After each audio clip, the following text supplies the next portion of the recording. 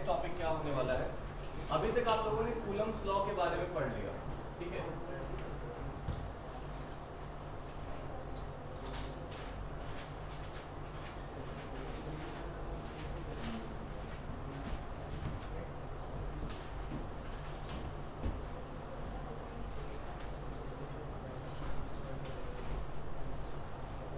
बेटा से बंद करके आया करो, कितनी बार बताना पड़ेगा तुम लोगों को।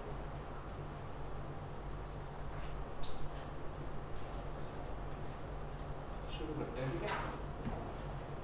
अब देखो आपके टॉपिक्स क्या क्या हैं, इस चैप्टर में क्या क्या टॉपिक बचे हैं ये भी यहाँ से पता चल जाएगा और समझ में आ जाएगा सारी चीजें। अगर मैं एक टॉपिक जो सबसे पहला टॉपिक आपका था उसके बारे में बात करूँ, इट वाज कूलम्स लॉ, ठीक है।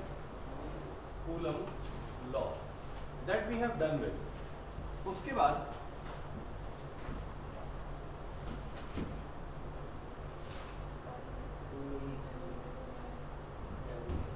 आपका दूसरा जो टॉपिक आता है वो है क्या, electric field. Electric field Coulomb's law basically किसके बारे में बात करता है, फोर्स के बारे में बात करता है, लेकिन इलेक्ट्रिक फील्ड किसके बारे में बात करेगा उसी को मैं आज डिस्कस करना है, ठीक है। इलेक्ट्रिक फील्ड में क्या क्या टॉपिक्स आपको देखने को मिलेगा। The very first topic what is field, दूसरा what is electric field intensity, फिर आपको क्या देखने को मिलेगा, इलेक्ट्रिक फील्ड लाइंस, और लाइन ऑफ फोर्स भी कहा जाता है, लाइन ऑफ फोर्स। ये कुछ है, कुछ बेसिक चीजें जैसे तुम्हें याद भी रखना है और ऐसा बहुत ज्यादा कुछ समझने वाला नहीं है, मैं समझाऊंगा लेकिन सारी चीजें पहले। उसके बाद अगला जो टॉपिक आ जाएगा वो क्या आ जाएगा, electric field due to point charge. Electric field due to point charge, जिसका फॉर्मूला आपको देखने को मिलेगा E is equals to 1/4 pi epsilon naught Q by R square. It is very similar to the formula of force, थोड़ा सा difference आएगा वो आपको देखने को मिलेगा, क्योंकि यहाँ पर इलेक्ट्रिक फील्ड इंटेंसिटी का फॉर्मूला आ जाएगा F/Q0, that I will explain. Field पढ़ा, फील्ड इंटेंसिटी पढ़ी, फिर उसका इलेक्ट्रिक फील्ड पढ़ा, electric field due to a point charge पढ़ा। उसके बाद पॉइंट चार्ज के बाद अगला जो टॉपिक आ जाता है fifth, that is electric dipole. Electric dipole, और इलेक्ट्रिक डाइपोल की वजह से आपको क्या पढ़ना होगा, इलेक्ट्रिक फील्ड पढ़ना होगा। Electric field six. अगला जो टॉपिक आ जाएगा वो क्या आ जाएगा बेटा, और यहीं पर हम लोग बात कर लेते हैं क्या, dipole in an external electric field. External electric field में डाइपोल कैसा बिहेव करेगा। फिर उसके बाद सिक्स्थ टॉपिक आ जाता है क्या, जहां पर हम लोग चार्ज डिस्ट्रीब्यूशन के बारे में बात करते हैं, चार्ज डिस्ट्रीब्यूशन और डिस्ट्रीब्यूटेड चार्ज के बारे में क्या है, मतलब आपके पास लीनियर चार्ज हो सकता है, सरफेस चार्ज हो सकता है, या फिर वॉल्यूमेट्रिक चार्ज हो सकता है, जिसमें आपको बात करनी है क्या, पहला गॉस लॉ, और इन्हीं गॉस लॉ पर बेस्ड इसकी जो एप्लीकेशन है that is A1, A2 and A3। जो आपके कोर्स में मैं उनकी बात कर रहा हूँ, बाकी पढ़ाने को कहोगे तो मैं और पढ़ा दूंगा, लीनियर और लाइन चार्ज डिस्ट्रीब्यूशन, ठीक है। दूसरा सरफेस चार्ज डिस्ट्रीब्यूशन के बारे में पढ़ना है, और इसमें दो आ जाएंगे, एक थिन इनफाइनाइट शीट और दूसरा शेल, ठीक है। और A3 जो थर्ड पार्ट आ जाता है जिसे हम लोग वॉल्यूमेट्रिक कहते हैं, तो इसके बारे में केवल और केवल स्फीयर के बारे में बात करेंगे, that is non conducting sphere, non conducting, हालांकि ये कोर्स में नहीं है आपके। तो इस तरीके से हमारा ये गॉस लॉ भी कंप्लीट हो जाएगा। इलेक्ट्रिक डाइपोल के बारे में बात कर लेंगे। आज का जो हमारा टॉपिक रहेगा वो क्या रहेगा, इलेक्ट्रिक फील्ड के 1, 2, 3, 4, ये 4 बातें हमारा तो कंप्लीट हो जाएगा, और 5वीं बात भी हमारी कंप्लीट हो सकती है, but will try to finish up till this point, okay. तो दीज आर द टॉपिक्स जो हमारे पास बचे हुए हैं। It will hardly take 4 lectures आज को इंक्लूड करते हुए, 4 लेक्चर इसकी जरूरत पड़ेगी। अगर आप क्वेश्चन सॉल्व कराएंगे तो एक लेक्चर और बैठ जाएगा। आज डेट कौन सी है? हाँ 20 है ना, 21 है 20। हाँ तो अभी ठीक है, तुम्हारे पास 4 लेक्चर हैं। This chapter will be done. Most ऑफली इस बार संडे को मैं क्लास ले रहा हूँ, ठीक है। संडे को क्लास होगी तो try to come in class.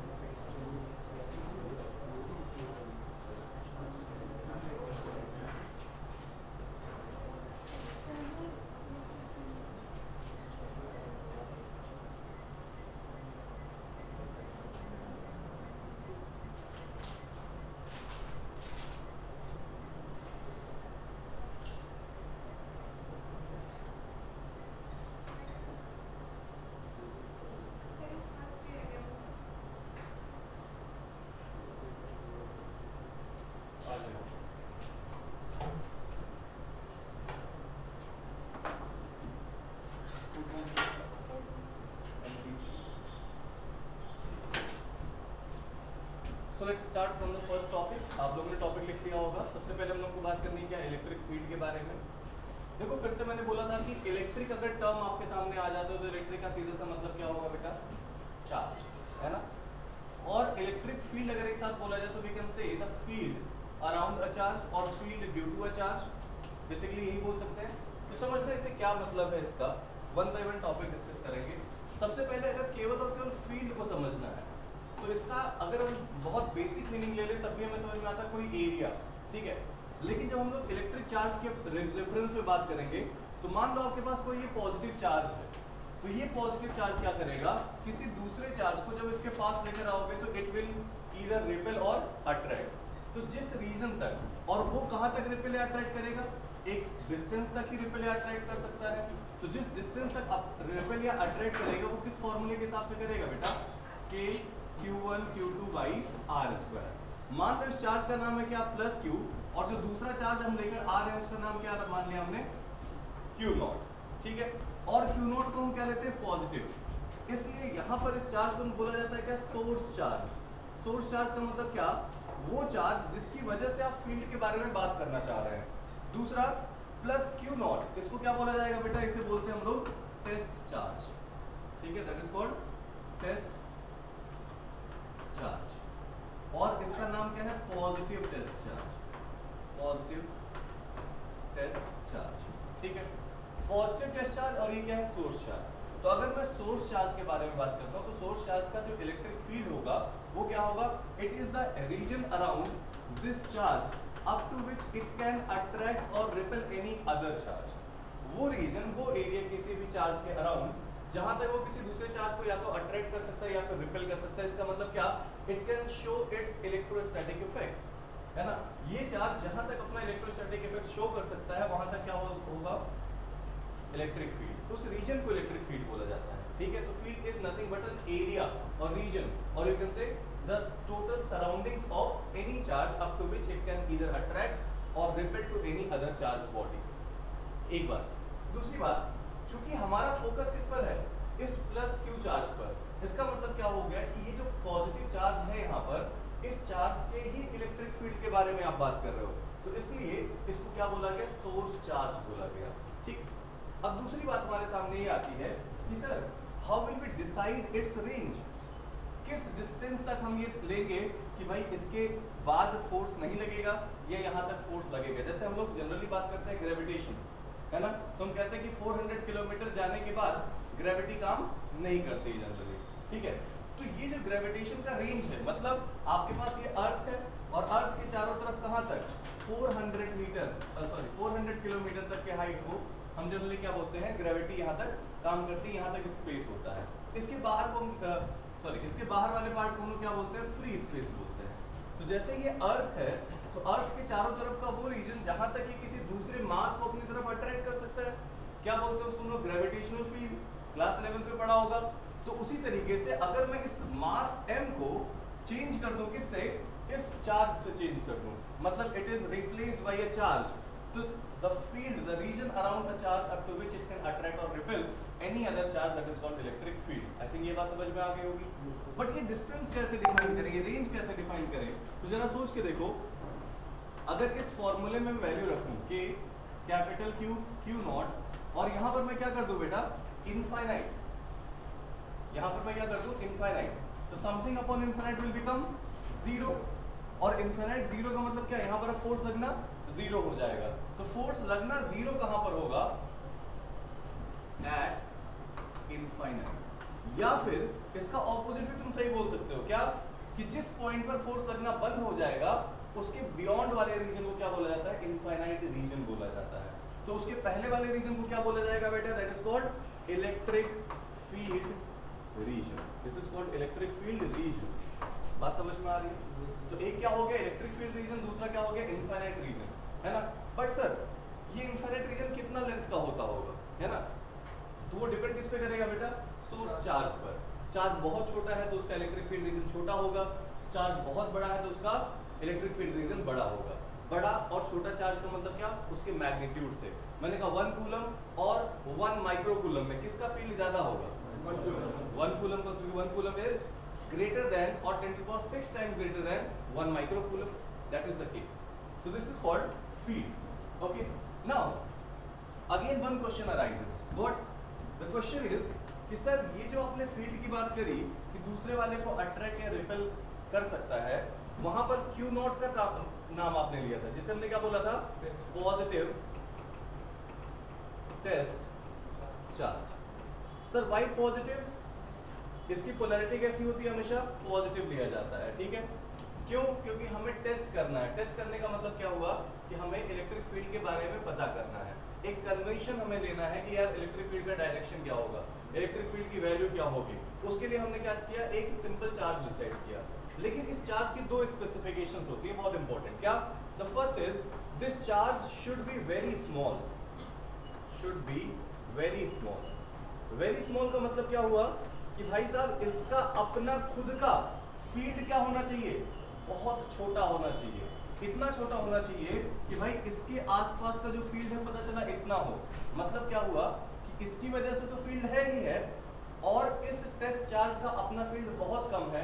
इसका मतलब टेस्ट चार्ज का अपना फील्ड दूसरे वाले के फील्ड को इंटरफेयर ना करे। अगर इंटरफेयर कर गया तब तो भाई इसका फील्ड क्या एग्जैक्टली आप निकाल पाओगे, नहीं निकाल पाओगे, ठीक है। थोड़ा सा रिलेट कराना चाहता हूँ, अगर तुम लोगों को क्लास 10 की कुछ बातें याद हों, तुम लोगों ने सुना होगा कंपास के बारे में, है ना, वो मैग्नेटिक नीडल के बारे में सुना होगा। बहुत हल्का मैग्नेट होता है, बहुत ही हल्का, मतलब उसका अपना कोई इनर्शिया ना हो, मतलब थोड़ा सा भी फोर्स लगे तो it can deflect itself, and that is the case यहाँ पर। यहाँ कौन आता है, पॉजिटिव टेस्ट चार्ज। मैग्नेट में क्या आ जाएगा, उसे हम लोग टेस्ट मैग्नेट बोलते हैं। क्या बोलते हैं उसे हम लोग, test magnet. Okay, so very first property is its own field should be very small, its own charge should be very small, and the second point is its mass must be very small. Sir, why mass? क्योंकि अगर दो object हैं और उनमें ये तुम्हें पता करना है कि भाई फोर्स मान लो दोनों ऑब्जेक्ट पर लग रहा है ना, तो अगर तुम्हें पता करना है कि फोर्स लग रहा है, जैसे मान लो ऐसे इमेजिन करो कि अभी आंधी चल रही है, ठीक है, तुम दो लोग हो, एक ऐसा है, ठीक है, और दूसरा ऐसा है। फॉर एग्जाम्पल आंधी बहुत तेज चल रही है, ठीक है, तो कौन पहले उड़ जाएगा? कैसे पता चलेगा कि आंधी तेज चल रही है? क्योंकि थोड़ा सा भी फोर्स लगा तो ये डिस्प्लेस हो गया, इसका मास कम है, इसका वेट कम है, it can not resist against any force. Similar thing, F is equals to m into A, means A is equals to F by m. If you have a smaller mass, then you will have a greater acceleration. सोचो ना, मतलब थोड़ा सा भी force लगाया जाए तो उसमें मोशन होना चाहिए, तभी मुझे पता चलेगा कि भाई यहाँ पर फील्ड लग रहा है, अदरवाइज कैसे पता चलेगा? तो सर मास छोटा रखेंगे तो हमें इसके मैक्सिमम डिस्टेंस तक के बारे में पता चलेगा कि भाई यहाँ तक ये सोर्स चार्ज फोर्स लगा सकता है। तो दूसरी बात क्लियर हो गई। पहली चीज क्या sir, what is electric field? Electric field की डेफिनेशन याद हो जाना चाहिए सबको, क्या है? एक वर्ड में याद रखो, क्या? It is reason around a charge. क्या होगा? It is a region around charge. कहां तक का रीजन? जहां तक ये दूसरे चार्ज को अट्रैक्शन या रिपल्शन फोर्स लगा सकता है। ठीक है sir, how will we decide? We can decide by using a positive test charge. Sir what is positive test charge? It is a very small charge having a very small mass which is used to decide up to what extent the electric field is extended. Is that okay? जल्दी से definition note कर लो, फिर आगे बढ़ता हूं मैं। लिखो, electric field का डेफिनेशन लिखोगे सभी लोग। इलेक्ट्रिक फील्ड, हाँ अभी जो बोला हूं डेफिनेशन लिखोगे। Region around the charge, the region around the charge up to which it can attract और रिपेल।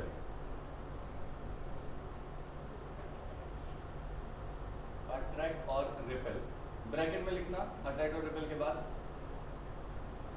ब्रैकेट में लिखो शो और कैन शो, शो लिखो, show electrostatic effect, electrostatic effect bracket close,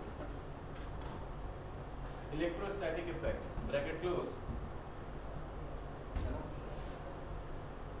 attract और repel any other charge, any other charge, और any other charge के bracket में लिख लो क्या?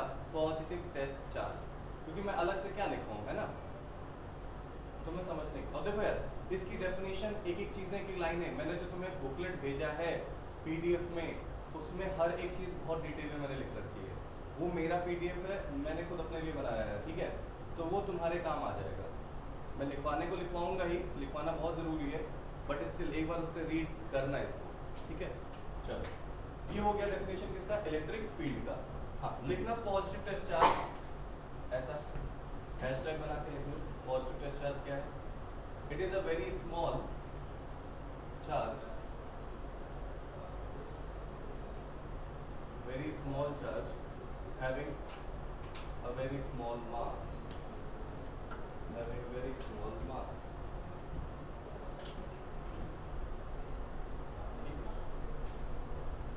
Please draw this diagram. Write the source charge, positive test charge, this region, outer region. ठीक है? ये डायग्राम जल्दी से बना लो. Please don't draw this diagram. Only this.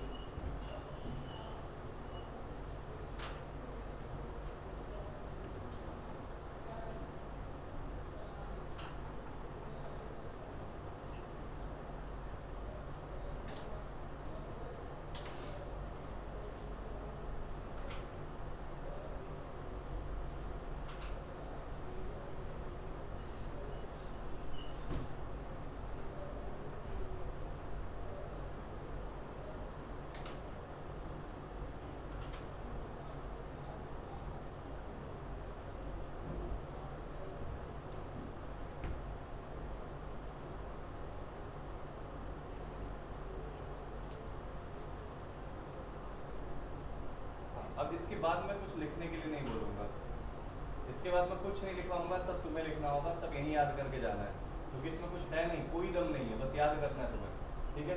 तो अब आप लोग केवल और केवल टॉपिक पर कॉन्सेंट्रेट करेंगे। टॉपिक्स आपने लिख रखे हैं ऑलरेडी, अब समझेंगे केवल, ठीक है? हटाओ, आगे बढ़ाओ। चलो, आपने समझ लिया इलेक्ट्रिक फील्ड क्या होता है, ठीक है? अब अगला क्वेश्चन आया कि हाउ विल वी मेजर, है ना? मेजरमेंट कैसे करेंगे इलेक्ट्रिक फील्ड का?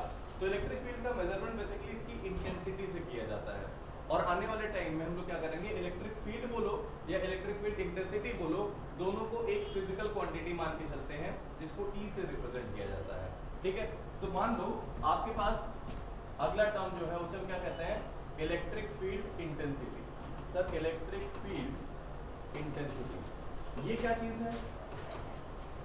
तो इंटेंसिटी टर्म कहां से आता है कि how intense a force can act over the positive test charge. जैसे आपके पास यहाँ पर एक चार्ज है, क्या ये मान लो पॉजिटिव चार्जेस का नाम है क्या, Q1, for example 1 micro coulomb का है, और दूसरा चार्ज है क्या, प्लस Q2 जो कि 1 कूलम का है, ठीक है? दोनों अलग अलग चार्जेस हैं, या फिर यहाँ से मैं हटा दूँ क्या? चलो यहाँ से हटा। आपके पास दूसरा पॉजिटिव चार्ज कहाँ है, यहाँ पर है, this is the positive charge plus 1 micro coulomb, और इसकी वैल्यू कितनी है Q2। ठीक, मुझे दो चार्जेस हैं मेरे पास अलग अलग, एक Q1 है दूसरा Q2 है। मुझे Q1 के फील्ड के बारे में जानकारी लेनी है और Q2 के फील्ड के भी बारे में जानकारी लेनी है। तुमने कहा सर एक रीजन होगा उसके चारों तरफ जहां तक वो दूसरे को अट्रैक्ट या रिपेल कर सकता है, लेकिन मैं ये जानना चाहता हूं कि इससे अगर मैं किसी डिस्टेंस r पर, r दूरी पर, इस पॉइंट पर, मैं बस मुझे ये पता करना हो कि इस पॉइंट पर कितना इंटेंसिटी है, उसकी एग्जैक्ट वैल्यू क्या है ना, तो वो कैसे रिप्रेजेंट किया जाएगा? तो उसको रिप्रेजेंट करने के लिए कौन क्वांटिटी आती है हमारे एक्शन में? Electric field intensity. मतलब कि इस पॉइंट पर जिसका नाम है क्या, लेट्स सपोज ए, इस ए पॉइंट पर ये Q1 चार्ज कितना फोर्स लगाएगा, किस पर? Q0 पर। ठीक है, और सेम डिस्टेंस पर अगर मैं इससे बोलूं कि r डिस्टेंस पर पॉइंट कौन है, B है, और जहां पर Q0 चार्ज रखा हुआ पॉजिटिव टेस्ट चार्ज, तो क्या इन दोनों ही केसेस में जो फोर्स लगेगा वो सेम लगेगा क्या? नहीं लगेगा। ये चूंकि 1 माइक्रो कूलम का है, ये Q0 है, कुछ वैल्यू है, तो ये कम फोर्स लगाएगा, ये वाला उतने दूरी पर क्या करेगा? ज्यादा फोर्स लगाएगा। मतलब क्या हुआ? The intensity of force on the same distance for two different charges will be different. मतलब दो अलग अलग चार्जेस के लिए सेम दूरी पर जो फोर्स लगेगा पॉजिटिव टेस्ट चार्ज पर वो अलग अलग होगा। इसका मतलब क्या हुआ? इसका मतलब ये हुआ कि दोनों चार्जेस की वजह से जो सेम दूरी पर जो फील्ड की इंटेंसिटी होगी that will also be different. तो फील्ड इंटेंसिटी का मतलब क्या हुआ कि किसी दूरी पर टेस्ट चार्ज पर कितना फोर्स लग रहा है डिवाइडेड बाय दैट चार्ज जिस पर फोर्स लग रहा है। मतलब electric field intensity is measured by dividing the value of force acting over this charge and divided by that charge value. This is how we can define the electric field intensity. Physical meaning क्या है? Physical meaning का मतलब यही है कि how intense a force can be applied by a source charge at some distance. समझना? Numerical value कैसे decide करेंगे? The electric field intensity at some distance or at a point due to any charge will be the force exerted by that source charge on the test charge and divided by the value of that test charge. Is that okay? है ना? अब ये definition आपको याद रखनी है, simple. क्या? E is equals to F upon Q। और ये डेफिनेशन क्या है भाई? इसका नाम है LIC, ऑलवेज रिमेंबर, है ना? जिंदगी के साथ और जिंदगी के बाद जिसको भी मैं LIC बोलूंगा उसको बिना लिखे याद रखना है। मतलब लिख लो ऐसी बात नहीं है, बट ये मान के चलो हमेशा याद होना चाहिए। तो this is one formula, this is the basic formula. How will you decide the intensity? E is equals to F upon Q0, है ना? तो बताओ ये जो इलेक्ट्रिक फील्ड इंटेंसिटी है वो कैसी क्वांटिटी हो गई? This is a vector quantity, है ना? अगर ये एक वेक्टर क्वांटिटी है तो सर इसका डायरेक्शन भी डिसाइड करना पड़ेगा मुझे। What will be the direction of this electric field intensity? तो इसका डायरेक्शन उसी डायरेक्शन में होगा जिधर किसका डायरेक्शन होगा बेटा? फोर्स। किस पर force? Force on positive test charge. तो always the direction of electric field intensity, direction will always B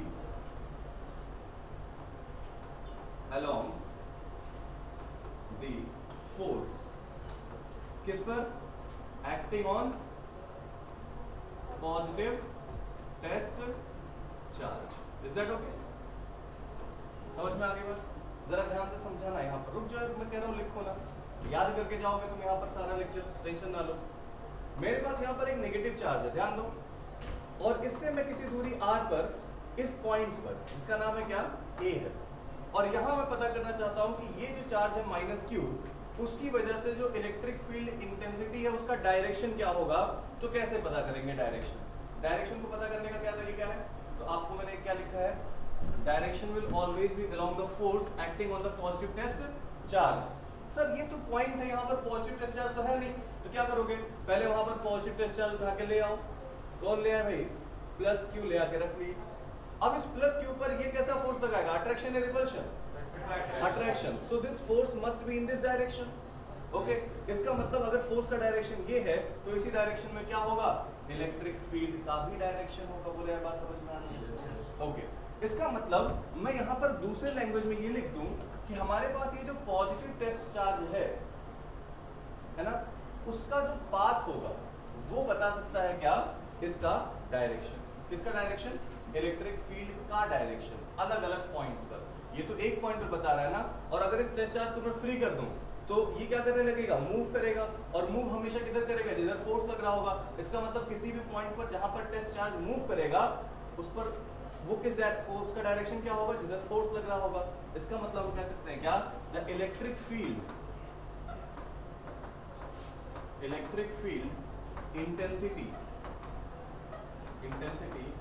has direction along the motion of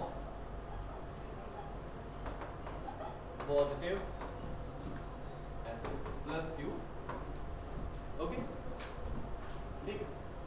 अब जरा एक छोटा सा कंक्लूजन निकालते हैं क्या सर, अगर यहीं पर पॉजिटिव चार्ज होता और इस पॉइंट पर आपको निकालना होता क्या, बताओ कि इलेक्ट्रिक फील्ड का डायरेक्शन क्या होगा, डायरेक्टली बताएगा यार, टुवर्ड्स द चार्ज होगा या अवे फ्रॉम द चार्ज होगा।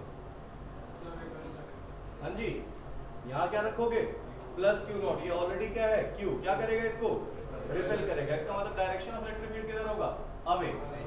तो क्या मैं डायरेक्शन के लिए एक और लाइन लिख सकता हूँ क्या, कि इलेक्ट्रिक फील्ड ऑलवेज स्टार्ट और always act away from the positive charge and towards the negative charge. बोलो समझ में आ रही बात। इस पॉजिटिव चार्ज से क्या होगा, इलेक्ट्रिक फील्ड का डायरेक्शन बेटा दूर की तरफ, और इलेक्ट्रिक फील्ड का डायरेक्शन नेगेटिव की तरफ कितना होगा, टुवर्ड्स द नेगेटिव चार्ज, है ना। तो हम लोग डायरेक्शन के लिए एक लाइन और लिख सकते हैं क्या, always away from positive charge and towards the negative charge, है ना। ऑलवेज रिमेंबर दीज फैक्ट्स, है ना। ऐसा कुछ है नहीं, बहुत अलग चीज नहीं लिख रहा हूँ, बस इनका मतलब आपको समझ में आना चाहिए। क्या, पहला कैसे डायरेक्शन पता करेंगे, जिस डायरेक्शन में पॉजिटिव टेस्ट चार्ज और फोर्स लगेगा उसी डायरेक्शन में फील्ड होगा। बहुत सिंपल सा डेफिनेशन है, ठीक है सर। अगर मैं यहाँ पर पॉजिटिव और नेगेटिव चार्जेस के बारे में बात करूँ तो पॉजिटिव चार्ज के लिए क्या होगा, अवे, और नेगेटिव चार्ज के लिए क्या होगा, हमेशा टुवर्ड्स। सिंपल, क्लियर है बात ये, ठीक है। अब बात ये आई क्या कि सर ये जो इलेक्ट्रिक फील्ड है ना, इस चार्ज के चारों तरफ कुछ ना कुछ फील्ड होगा ना, how will we represent this electric field. हमने तो इलेक्ट्रिक फील्ड इंटेंसिटी निकाल ली, है ना, लेकिन उसका रिप्रेजेंटेशन कैसे करेंगे। तो रिप्रेजेंटेशन करने के लिए एक टर्म आएगा जिसे हम लोग कहते हैं क्या, इलेक्ट्रिक फील्ड लाइंस। क्या बोलेंगे उसे, इलेक्ट्रिक फील्ड लाइंस और लाइन ऑफ फोर्स, है ना। मतलब इसके चारों तरफ एक ऐसी इमेजिनरी लाइन आपको ड्रॉ करनी है जहां से, जिससे मुझे ये पता चले कि किसी पर्टिकुलर पॉइंट पर इलेक्ट्रिक फील्ड का डायरेक्शन क्या है, किसी पर्टिकुलर पॉइंट पर इलेक्ट्रिक फील्ड का मैग्नीट्यूड क्या है। Okay, that is will be decided by whom, it will be decided by electric field lines.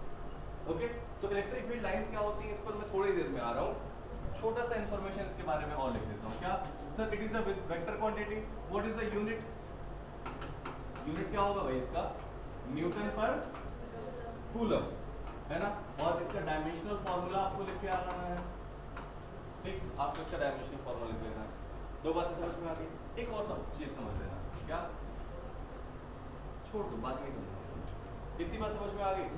आते हैं थर्ड पॉइंट पर, क्या, third, that is called electric field lines, electric field lines. बहुत simple सी बात, इसके डेफिनेशन कैसे लिखेंगे sir, what are the electric field lines. तो first of all they are imaginary lines, है ना, they are imaginary lines. But sir how will we draw these lines, तो we can draw these lines by following the path of positive test charge, है ना। तो इसकी definition क्या हो जाती है, they are imaginary lines, they are imaginary lines drawn by following the path of free positive test charge। Hello, कैसे draw करी जाती है, फ्री पॉजिटिव टेस्ट चार्ज के पाथ को फॉलो अगर किया जाए तो। चलो ड्रॉ करके देखते हैं जरा, एक मिनट, तो एक मिनट रुक जाओ। ये क्या है, मान लो आपके पास एक पॉजिटिव चार्ज है, ठीक है। इसके चारों तरफ अगर मैं बोलूं यहाँ यहाँ यहाँ यहाँ यहाँ यहाँ यहाँ, ये सारे पॉइंट्स हैं। इन सारे पॉइंट्स को मैं अलग अलग टाइम पर पॉजिटिव टेस्ट चार्ज को रखूंगा और उनको कहूंगा you are free to move और let's follow the path of that positive test charge. जरा मुझे बताओ, अगर मैं इस पॉजिटिव टेस्ट चार्ज को यहाँ पर रखूंगा, है ना, ये ऑलरेडी पॉजिटिव और ये भी कैसा है, पॉजिटिव है, इस पर फोर्स किधर लगेगा बेटा, अवे, और मैंने कहा भाई तू मूव कर, कहाँ तक मूव करेगा, ये जहाँ तक इस पर फोर्स लगेगा यार, तो it will follow this path actually, और इसका डायरेक्शन क्या होगा, हमेशा अवे की तरफ। सर ये कैसा पाथ फॉलो करेगा, इधर की तरफ, ये कैसा फॉलो करेगा, इधर की तरफ, हमेशा अवे की तरफ। इस पॉइंट पर रखोगे तो अवे, इस पॉइंट पर रखोगे तो अवे, इस पॉइंट पर रखोगे तो अवे, इस पॉइंट पर रखोगे। सर लेकिन ये लाइंस में ड्रॉ कहाँ से स्टार्ट करना शुरू करूं, है ना, तो सोचो सबसे क्लोजेस्ट डिस्टेंस क्या हो सकती है, दोनों एक दूसरे के बीच में दूरी क्या हो, बहुत कम हो, जीरो हो, है ना, यानी कि they can, we can draw them from the starting point of the positive charge, मतलब आर की दूरी क्या हो, जीरो। कहने का मतलब ये हुआ कि अगर इनको जरा ध्यान से देखो इन लाइंस को, तो ये लाइंस स्टार्ट कहाँ से हो रही हैं, they are originating from where, they are originating from positive charge, they are originating from positive charge. Okay, let's draw for the second type of charge. हाँ, अगर हम लोग किसी चीज को ड्रॉ करें किसके लिए, नेगेटिव चार्ज के लिए, let's try to draw for negative charge. This is what a negative charge. Okay, we have यहाँ मतलब दूर रखा है, यहाँ पर, ऐसे अलग अलग पॉइंट्स पर मैंने क्या रख दिए बेटा, ये पॉजिटिव टेस्ट चार्ज रख दिए। जरा मुझे बताओगे कि अगर इस पॉजिटिव टेस्ट चार्ज के बारे में बात किया जाए, ये ऑलरेडी माइनस क्यू चार्ज है, तो इसको जब फ्री करोगे तो किधर मूव करेगा, अवे और टूवर्ड्स सबको पता है, तो यानी कि ये किधर मूव करेगा, टूवर्ड्स द चार्ज, ये वाला किधर मूव करेगा, टूवर्ड्स द चार्ज, ये किधर मूव करेगा, towards, means what, the path of that positive charge will be something which is converging at one point. Okay, तो इन लाइंस को क्या बोलेंगे हम लोग बेटा, इलेक्ट्रिक फील्ड लाइंस। और ये अल्टीमेटली ये चार्ज जिसको छोड़ा है तुमने, वो रुकेगा कहाँ पर, जब इसके बीच में दूरी क्या हो जाए, जीरो हो जाए, बिल्कुल क्लोज, यानी कि these lines are terminating where, terminating कहाँ पर भाई, एट नेगेटिव चार्ज, ठीक है, और स्टार्ट कहाँ से हो रही है, स्टार्टिंग फ्रॉम पॉजिटिव चार्ज, ठीक है। फिर हमारे सामने एक सवाल और आता है, क्या, वो ये कि सर ये इमेजिनरी लाइंस है जो कि अगर हम पॉजिटिव टेस्ट चार्ज के पाथ को फॉलो करें तो मुझे वो मिल जाएगी, ठीक है। ये स्ट्रेट पाथ जा रहा है, क्या ये पाथ ऐसे कर्वीलिनियर हो सकता है, आंसर है yes, this path could be A curvilinear path, बात नंबर 1, ठीक है। सर दूसरी बात कि सर अगर ये कर्व होगा, है ना, तो किसी पॉइंट पर इलेक्ट्रिक फील्ड का डायरेक्शन किधर होगा, क्योंकि देखो ये तो कर्व है ना, तो इस पॉइंट पर इलेक्ट्रिक फील्ड का डायरेक्शन कैसे निकालेंगे, तो if you want to find out the direction of electric field at any point, है ना, then for that you have to draw a tangent at that point. जैसे इस पॉइंट का नाम ए है, तो यहाँ पर आपको क्या ड्रॉ करना पड़ेगा, एक टेंजेंट ड्रॉ करना पड़ेगा, sir this is the tangent, ठीक है। और इस टेंजेंट लाइन में जिस डायरेक्शन में ये है उसी की तरफ टेंजेंट आपने बढ़ाना है। सर ऐसा क्यों किया हम लोगों ने, है ना, ऐसा इसलिए किया बेटा, जब वो यहाँ पर पहुंचा होगा तो उस पर हो सकता है एक फोर्स इधर लग रहा हो सकता है एक फोर्स इधर लग रहा हो, उसका नेट फोर्स किधर लग रहा होगा, इधर लग रहा होगा, फिर आगे जाके फोर्स का डायरेक्शन बदलेगा, तभी तो ये बदलेगा, क्योंकि अगर सेम डायरेक्शन में फोर्स करता तो स्ट्रेट लाइन मोशन करता, बट सर फोर्स की वैल्यू क्या हो रही है, बदल रही है, तो उसका डायरेक्शन भी बदल रहा है। तो always remember what, this fact, if you want to find out the direction of electric field at any point by using the electric field lines, then for that you have to draw a tangent. क्या करना पड़ेगा बेटा, draw a tangent, simple. So these are field lines. Field lines क्या होती है, जल्दी से मुझे सभी लोग डेफिनेशन बताओगे, कैसी लाइन है, रियल या imaginary, imaginary, how will we draw them, by following the path of positive test charge, और भी कैसा होना चाहिए, फ्री पॉजिटिव टेस्ट चार्ज, यानी कि from where they start positive charge and where will terminate negative charge. At any point if you want to find out the direction of electric field, then what we have to do, draw the tangent at that point, okay, simple। हाँ, जो short में note करना है note कर सकते हो, थोड़ा थोड़ा नोट कर लो, अगर तुम्हें कुछ चार्ज हो गई है। हाँ पहली वाली स्लाइड में ज़्यादा कुछ है नहीं, लिख लो वैसे। ये वाली स्लाइड को आपने नोट नहीं कर दी।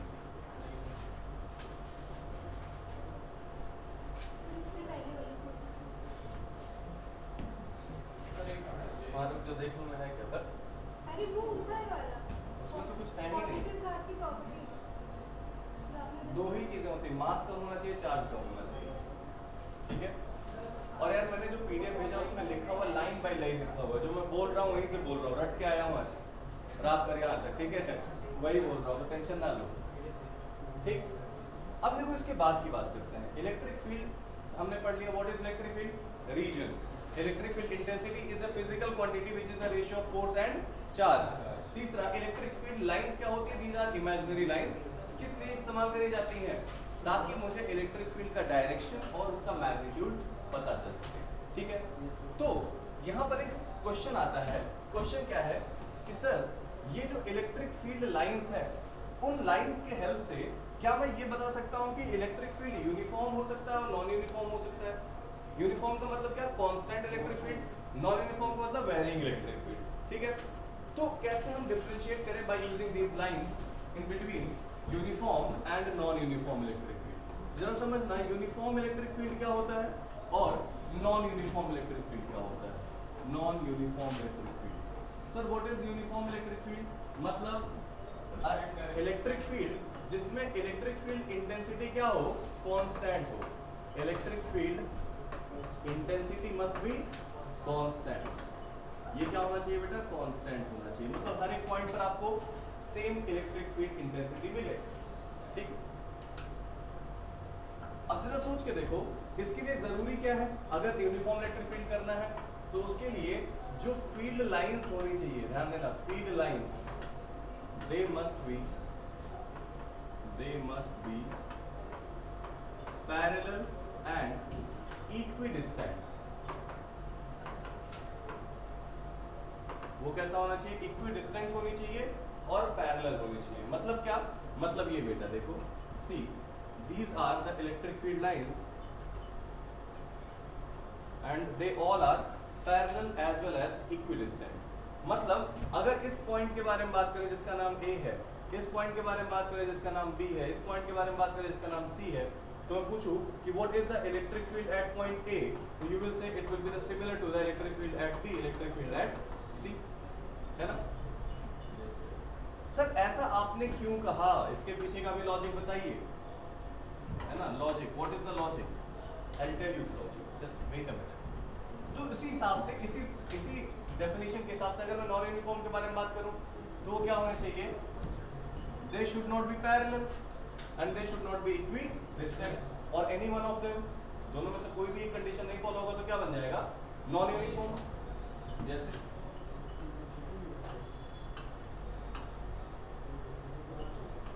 जैसे इनके बारे में सोचो, these are the electric field lines, okay, these are the electric field lines। जैसे इनके बारे में सोचो, these are the electric field lines, but are they uniform?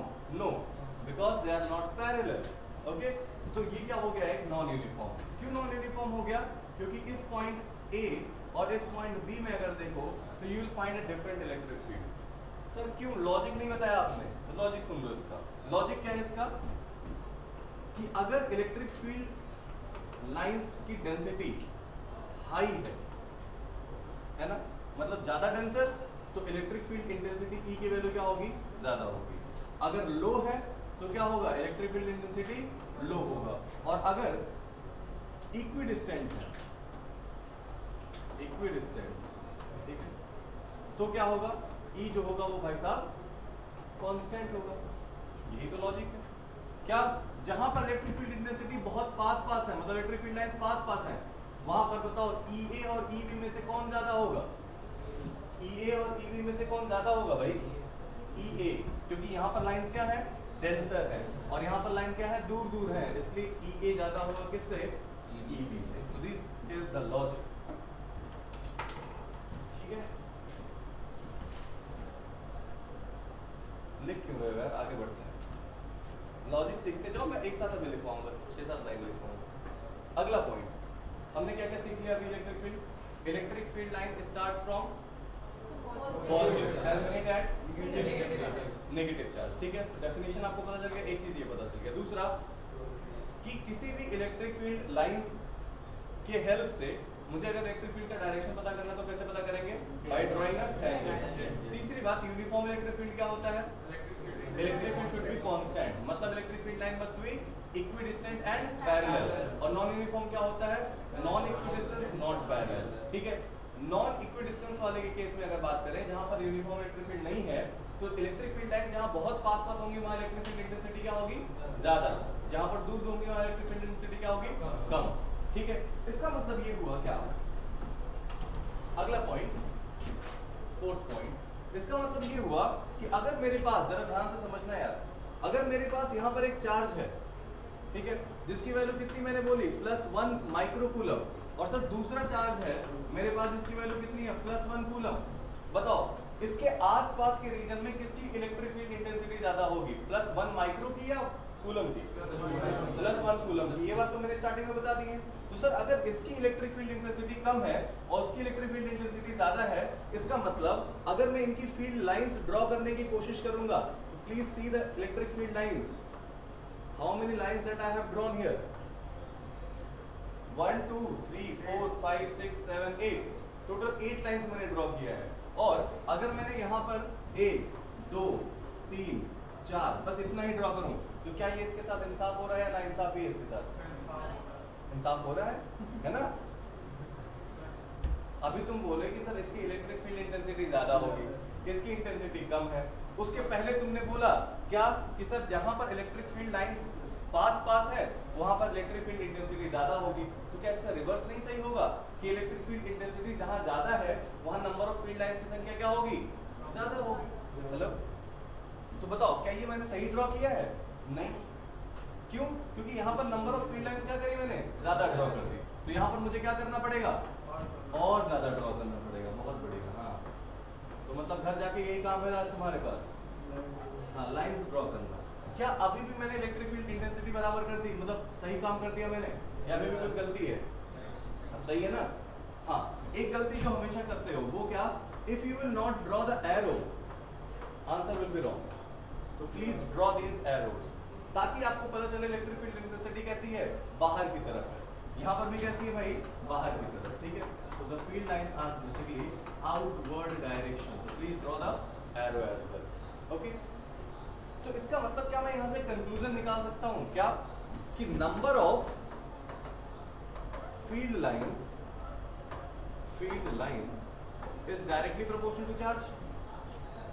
Very remarkable और very important statement that I have written. क्या? Number of field lines is directly proportional to amount of charge. ठीक है, पता है ये जो स्टेटमेंट है पता है किसका है? आने वाले टाइम में मैं तुम्हें पढ़ाऊंगा, Gauss law. This is the Gauss law, है ना?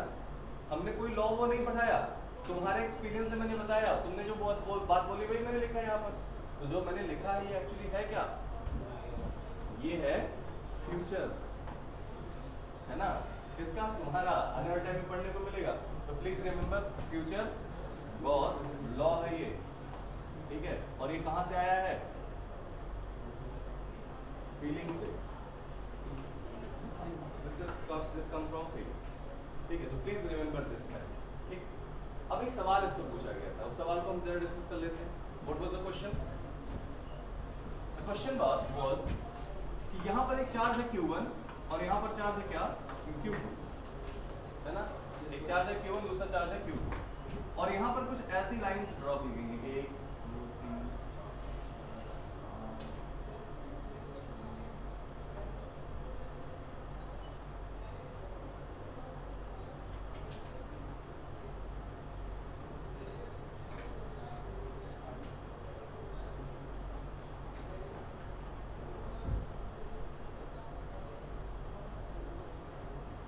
और मेरा क्वेश्चन सिंपल है, दो क्वेश्चन पूछूंगा। Question number 1,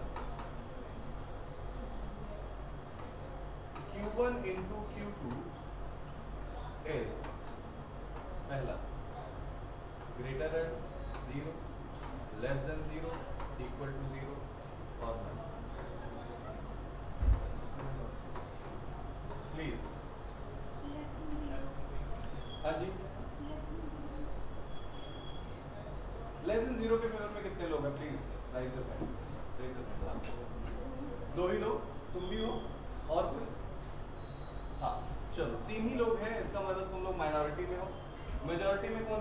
greater than zero में कौन कौन है? Student majority. भाई मैं क्या पूछ रहा हूँ, Q1 और Q2 का मल्टीप्लिकेशन ग्रेटर देन जीरो होगा, लेस देन जीरो होगा या बराबर जीरो होगा? मतलब क्या है?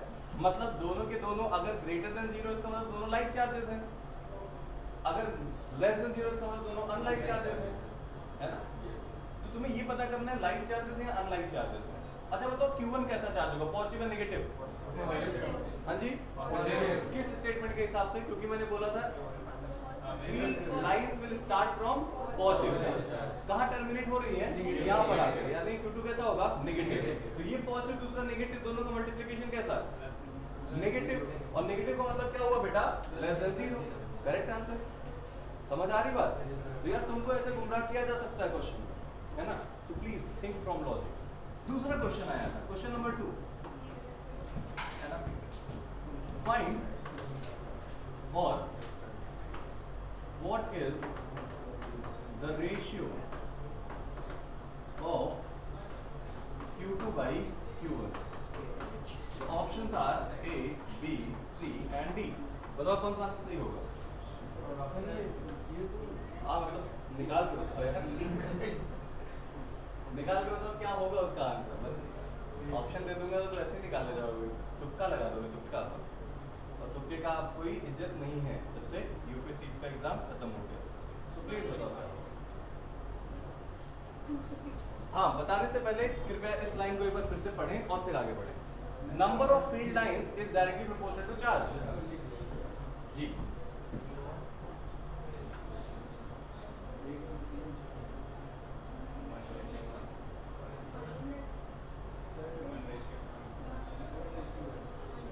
माइनस क्या होगा भाई? हाँ कितना होगा? 1:1, 1:1। Okay, 1:1 is the correct answer. Option दे देता हूँ, 1:1, 1:2, 2:1, 1:1। बताओ कौन सा सही होगा? गिन लिया नंबर ऑफ लाइन, सब के सब गलत है। क्यों? क्योंकि आंसर क्या होगा बेटा? Q2, 1:2। This is the correct answer. सोचो Q2 से कितनी इलेक्ट्रिक फील्ड लाइनें एसोसिएटेड है? 1 2 3 4 5 6 7। Q1 से कितने एसोसिएटेड? 7 ये, 1 2 3 4 5 6 7, 7 ये, टोटल कितना? 14। तो Q2 is directly proportional to 14। और ऐसे कर लो, Q2 is directly proportional to n। तो Q1 upon Q2 can be written as N1 upon N2। N1 कितना है? 14। N2 कितना है? 7। आंसर क्या आएगा भाई? 2:1। लेकिन हमें चाहिए क्या? Q2 by Q1, उल्टा कर दो, 1:2। This is the correct answer. Please note कर लीजिए, इस क्वेश्चन को इंपॉर्टेंट है। क्या मैंने जो चीजें इस स्टेज में बताई है वो समझ में आया तुम लोगों को? हाँ?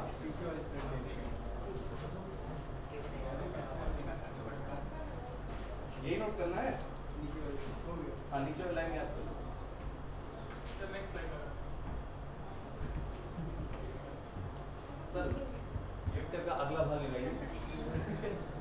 पहले नहीं होता था वो डिस्क वाले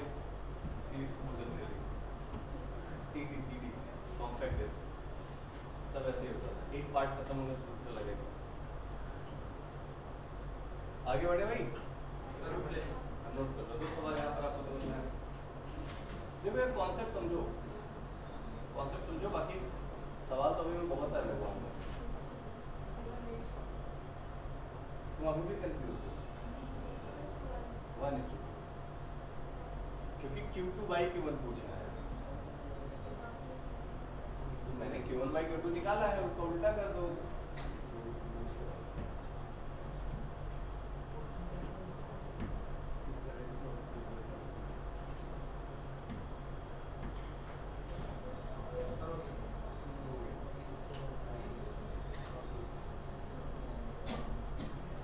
तो जल्दी से याद कर लेते, क्या चार चीजें सीख ली अभी तक?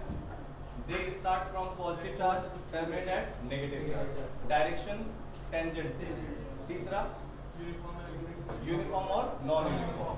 मतलब यूनिफॉर्म नॉन यूनिफॉर्म से क्या समझ में आया? Number of vector field line directly proportional to electric field, है ना? पिछले लाइन में क्या समझ में आया कि नंबर ऑफ फील्ड लाइन जहां पर डेंसिटी ज्यादा होगी वहां पर फील्ड इंटेंसिटी ज्यादा होगी, यानी कि नंबर ऑफ फील्ड लाइन जहां पर ज्यादा होंगी वहां पर चार्ज की संख्या भी ज्यादा होगी। तो ये 5 बातें हम लोगों ने समझ ली हैं। आगे की कुछ और बातें करते हैं।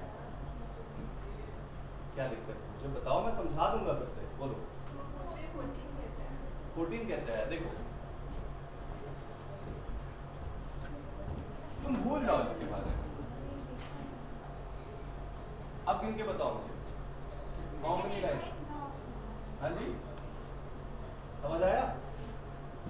इतना ही था।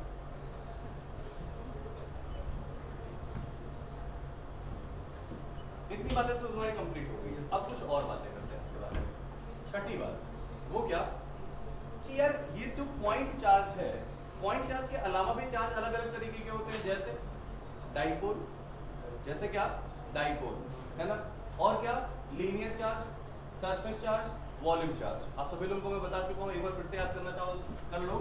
चार्ज कितने तरीके का होता है बेटा? पॉइंट चार्ज,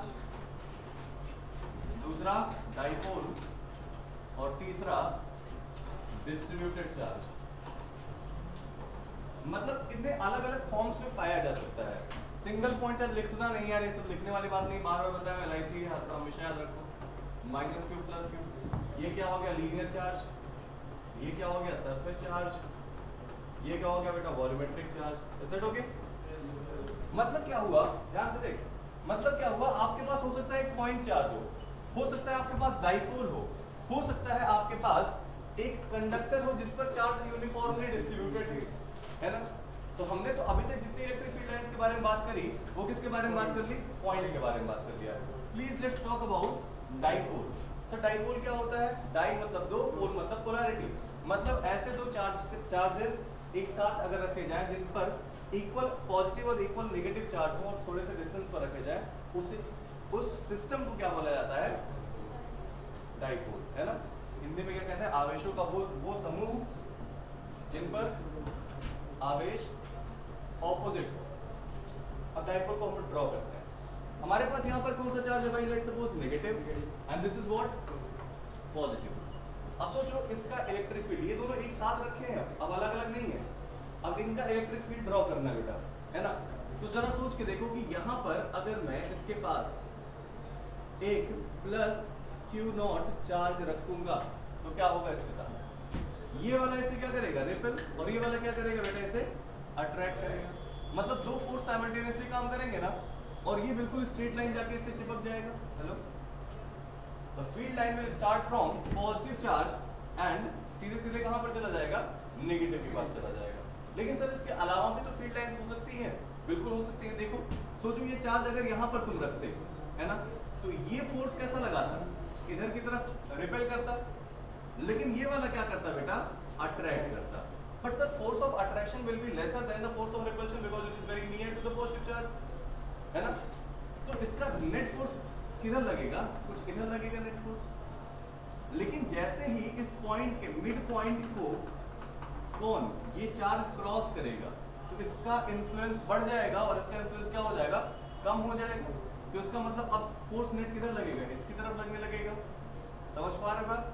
तो इसलिए मैं यहाँ पर ड्रॉ करना सिखा रहा हूँ, लेकिन अगर ड्रॉ करने के लिए कभी भी आएगा तो क्या करोगे?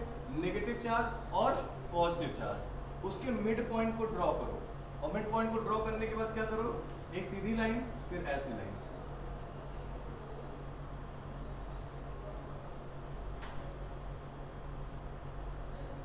सोचो यहां पहुंचा, उसको घूम गया इसकी तरफ, ठीक है, और यहां पर क्या हो जाएगा?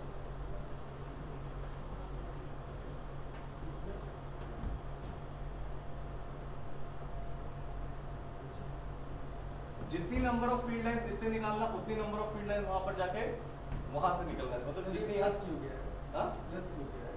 अभी गया कहाँ है? प्लस क्यों गया है? सॉरी हाँ प्लस नहीं गया है। ऐसे समझो यार, उल्टा समझ लो थोड़ा सा। यहाँ पर इसको तुम पॉजिटिव मान लो,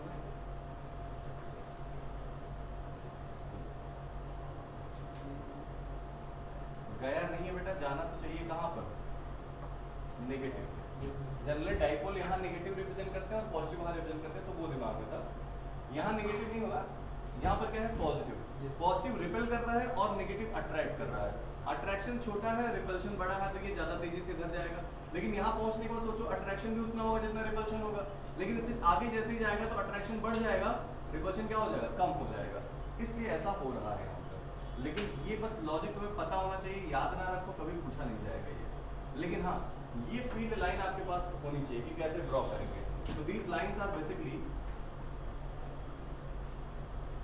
ठीक है, तो दीज लाइंस आर बेसिकली ऐसा पॉजिटिव से निकलेंगी और कहां पर जाएंगी, नेगेटिव पर चले जाएंगी। तो these are the lines which is terminating at this point. अगली बात समझ में आ गई। इसके बाद अगर मैं तुमसे एक और बात करूं, क्या सर यहाँ पर पॉजिटिव चार्ज है और यहाँ पर क्या है बेटा, नेगेटिव चार्ज है, ठीक, और इन दोनों को मिलाने वाली लाइन ये है, इसकी वैल्यू क्या है Q1 और इसकी वैल्यू क्या है बेटा Q2। दोनों के दोनों ऑपोजिट चार्जेस हैं, अभी मैं सेम चार्ज भी लेकर आऊंगा, है ना। तो ऑपोजिट चार्जेस हैं तो इन्फ्लुएंस किसका ज्यादा होगा, अगर Q1 बड़ा है Q2 से तो इन्फ्लुएंस किसका ज्यादा होगा बेटा, Q1 का, है ना। स्टार्ट कहां से होंगी, पॉजिटिव से, टर्मिनेट कहां पर होंगी, नेगेटिव पर। तो ऐसे केस में सिमेट्री कहां तुम लाई करा सकते हो, तो this will be the point जो इसकी तरफ थोड़ा होगा, छोटे चार्ज वाले की तरफ, वहां सिमेट्री होगा। इसका इन्फ्लुएंस ये तो सीधा जाएगा, लेकिन इधर के लिए इन्फ्लुएंस क्या हो जाएगा, ऐसा हो जाएगा।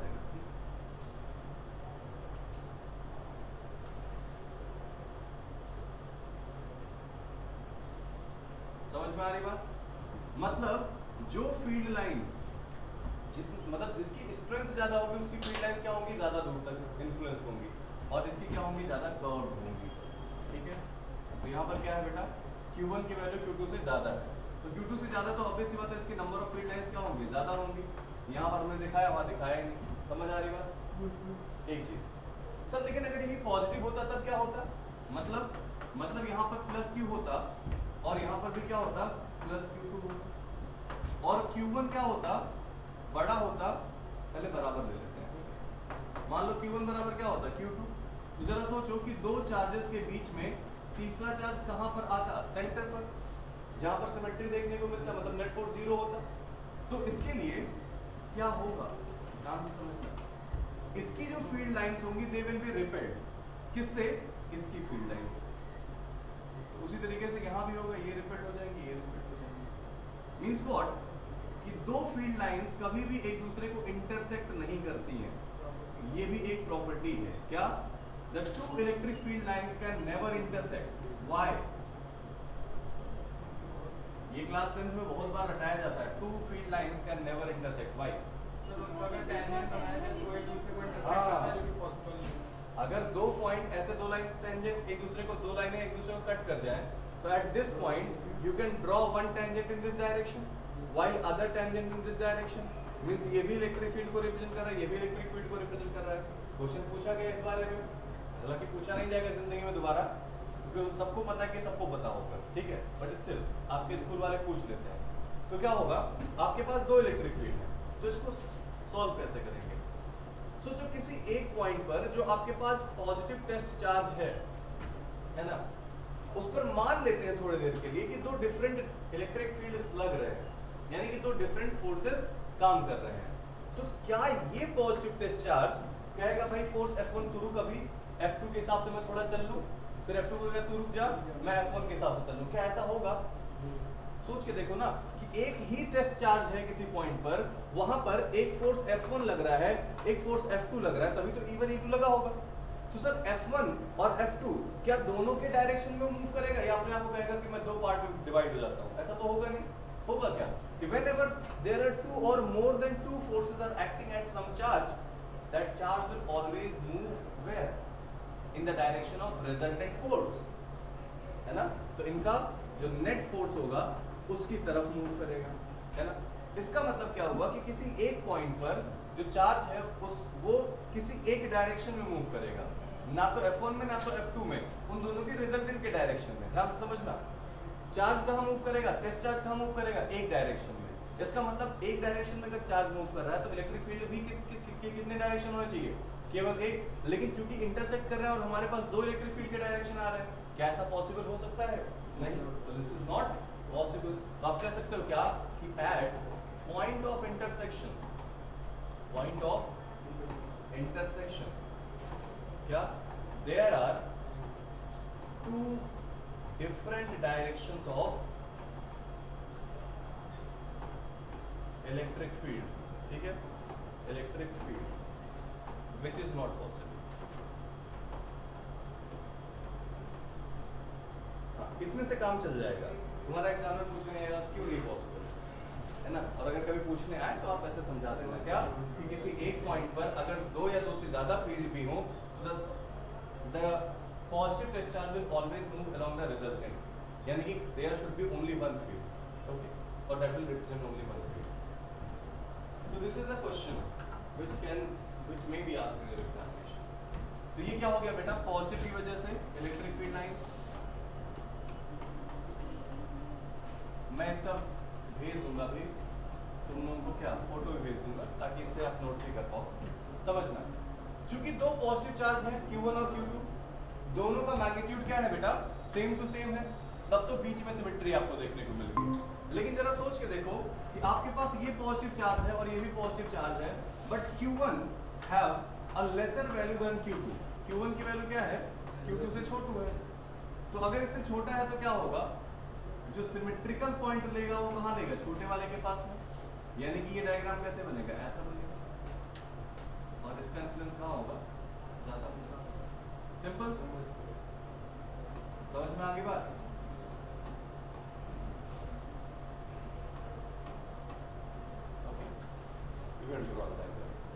समझ आया। अब इस पर एक बेस सवाल क्वेश्चन पूछा गया था, कहाँ पर, जी नहीं लिखूंगा,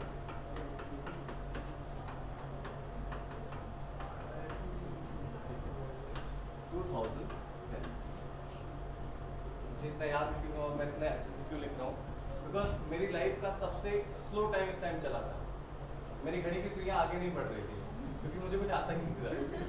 तो मैं क्या करता वहाँ बैठ के, आई वॉज, हाँ मतलब मैं सोच रहा था कितनी जल्दी टाइम पास हो जाए, है ना। तो इसलिए मुझे याद है, मतलब 12वीं के बाद जैसे होता क्या है कि 12वीं तक हमारे टाइम पे क्या था कि भाई तुम 12वीं में टॉप करना, तुम्हें नंबर बहुत अच्छे लाना है, उसके बाद IIT सोचना है, IIT वहाँ तक तो ठीक था, चलो टॉप अप करना है, टॉप भी कर गए वो अलग बात है।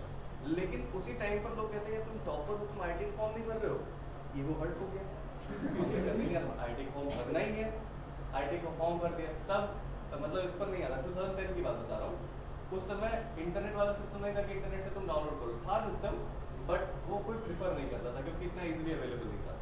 तो घर पे एडमिट कार्ड आता था प्रॉपर, है ना। तो उस एडमिट कार्ड को अभी भी मैं रखा हूँ, बच्चों को दिखाऊंगा, this is the admit card, IIT का पेपर दिया था। वो अलग बात है कि जब रिजल्ट आया तो पहली बार जिंदगी में देखने को मिला कि प्रिंट आउट ऐसे निकल रहा है और लिखा हुआ यू आर नॉट क्वालिफाइड। जिंदगी का फर्स्ट एग्जाम ऐसा होता है जब तुम्हें रियलाइज होता है कि मतलब उसमें लगता है कि यार तुमने क्या किया, आज तक कभी फेल ही नहीं हुए, मम्मी पापा कभी तुम्हारी तारीफ करते हुए थकते नहीं है, मेरा बेटा बहुत टैलेंटेड लेकिन पढ़ता नहीं है, बस यही कहते सारे माँ बाप, यही कहते हैं बहुत टैलेंटेड है, बचपन से मैंने देखा, लेकिन बस वो टाइम नहीं देता है। हमने कहा यही तो सबसे बड़ी प्रॉब्लम है, अगर वो पढ़ने में टैलेंटेड हो तो उसका मन खुद ही लगता है, बाय द वे। तो उस टाइम का ये प्रॉब्लम था। तो एडमिट कार्ड और ये सब एग्जाम देने पहुंच गए और लखनऊ सेंटर डाला कि बड़ी सिटी थोड़ा देखेंगे, मतलब अच्छा लगेगा, लेकिन बहुत बुरा दिन था वो टाइम ही नहीं पास हुआ। तो उस टाइम का एक सवाल है, वो सवाल क्या है, सिंपल सा क्वेश्चन ये था, this is what Q1 and this is what Q2।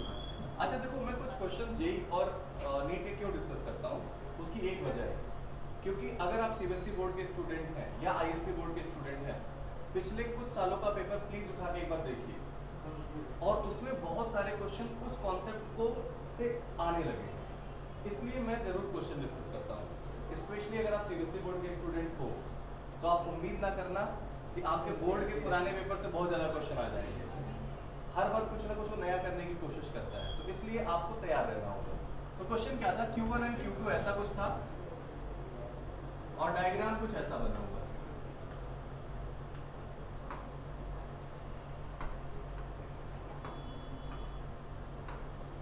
मतलब ये इसकी तरफ शिफ्टेड था,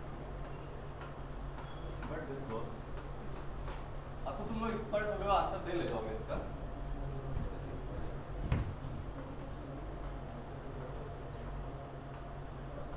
ठीक, ऐसा कुछ डायग्राम था और ऑप्शन क्या था, द फर्स्ट ऑप्शन,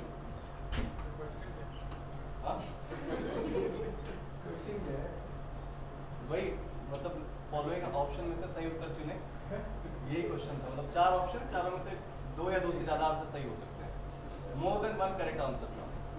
तो उसमें ये था क्या, mod of q1 is equals to mod of q2 and mod of q1 into mod of q2 is less than 0।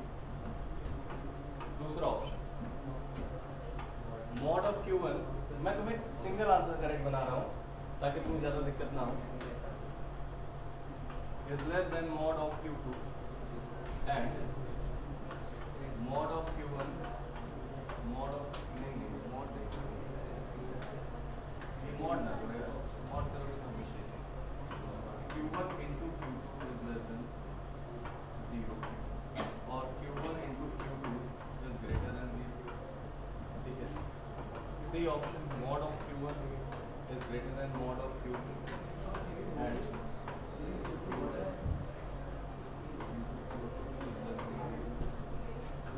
D option mod of q1 less than mod of q2 and q1 बताओ चार B हाँ जी B B